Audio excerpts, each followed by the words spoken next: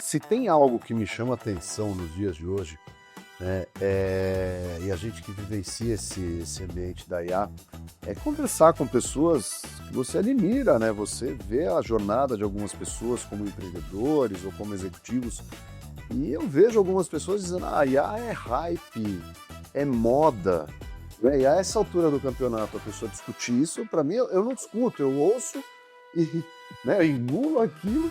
E hoje eu estou aqui com uma das maiores mentes de inteligência artificial do nosso país e quero saber o que você acha, né? Qual o risco das empresas e dos líderes em ainda tratar a IA como hype, Anderson?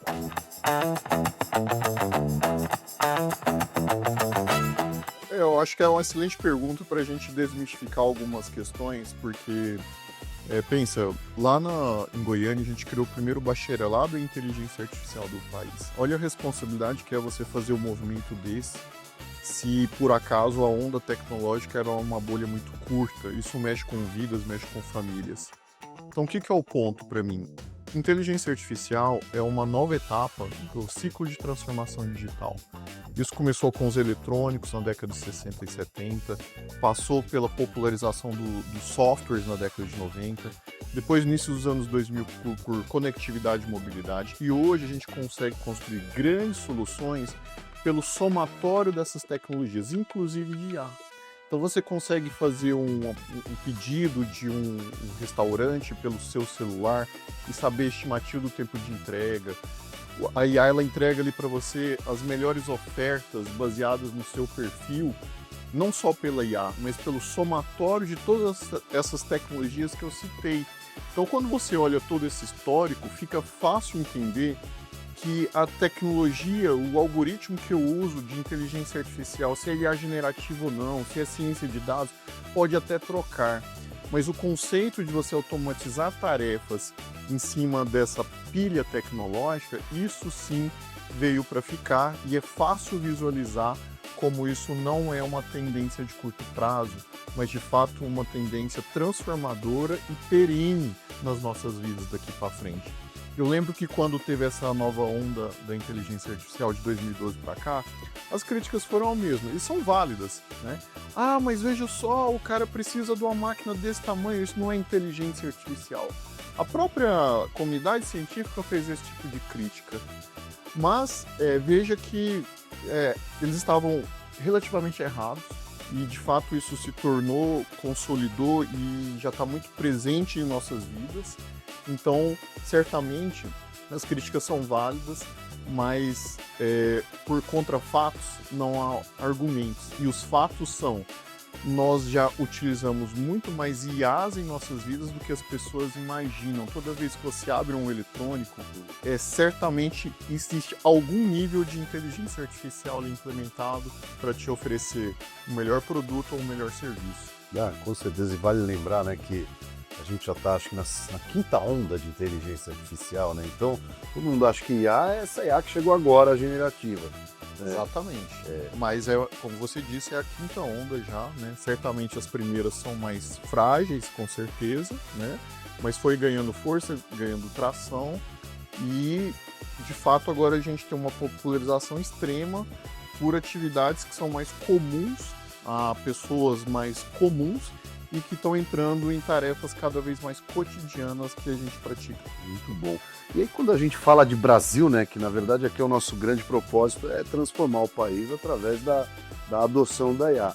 Né? E quando a gente fala de Brasil, a gente imaginando assim, que distância nós estamos de onde nós poderíamos estar para de fato onde nós estamos? Sem dúvida, o Brasil ele não é tão ruim quanto as pessoas pintam por aí, tá? Mas o que fica é aquele sentimento que a gente pode fazer mais. Nós somos aí entre as 10 maiores economias do mundo, de quase 200 países, e o que fica é aquele sentimento de será que não dava para a gente aproveitar esse momento, essa janela de oportunidade para avançar até quinto, quarto, terceiro?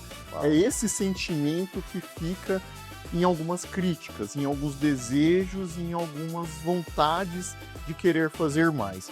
Nós temos uma singularidade que é a corrida entre Estados Unidos e China, que é uma coisa que nem os outros países envolvidos conseguem entrar no curto prazo, tá? Mas certamente o Brasil poderia aproveitar melhor essa janela de oportunidade, porque se tem uma coisa que a gente tem que tirar de lição nas últimas grandes revoluções industriais, é que timing é tudo, é muito importante. Você aproveitar uma onda tecnológica no momento certo ou fazer ela 50 anos depois, os resultados são muito diferentes. Ah, legal. E fala para a nossa audiência aqui, professor, na tua visão, né, o que precisa acontecer, que chave precisa virar para que o Brasil deixe de ser um consumidor, né, como historicamente nós somos, e passemos a ser o quê? Um protagonista, né? Que seja terceiro, quarto, quinto lugar, estaria lindo.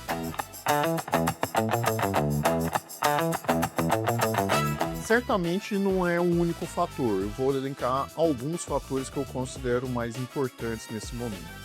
Nós precisamos ampliar nossa capacidade de formação de recursos humanos. Nós somos um país que ainda tem um déficit muito grande na área de tecnologia, na área de empreendedorismo também.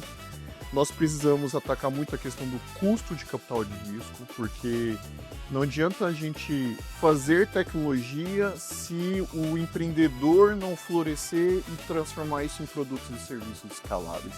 E para isso o capital de risco é um elemento, é o combustível, na verdade. Então a gente vem sofrendo já há algum tempo com uma certa dificuldade de operacionalização nesse sentido, em que as startups elas até nascem, mas sofrem um pouco mais com a dificuldade de mercado e de acessar esse combustível, ou a um custo excessivamente muito mais caro do que acontece em países que estão nessa mesma corrida que o Brasil, e nós precisamos retomar a nossa própria industrialização. Os indicadores eles são bem claros nesse sentido já também há algum tempo, que nós somos um país com em um processo de desindustrialização, com indicadores negativos ao longo de um tempo já médio, e que certamente acaba impactando a nossa capacidade e fôlego de sermos mais competitivos nessa jornada. Muito bom. Então, quer dizer, o nosso problema hoje não é acesso à tecnologia. Na verdade, o problema é falta de visão, articulação, velocidade na execução. Certamente, velocidade na execução.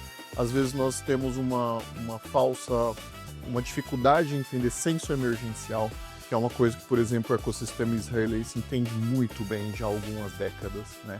Esse senso de testar muito rápido, errar muito rápido e obter respostas rápidas para que a gente consiga se adaptar e aproveitar oportunidades que estão ali no curto prazo. Boa. E aí, para a gente poder tangibilizar, né? Quer dizer, se a gente acerta esse movimento agora, essa virada de chave, o que pode acontecer nos próximos 5 anos com o Brasil? Crescimento econômico.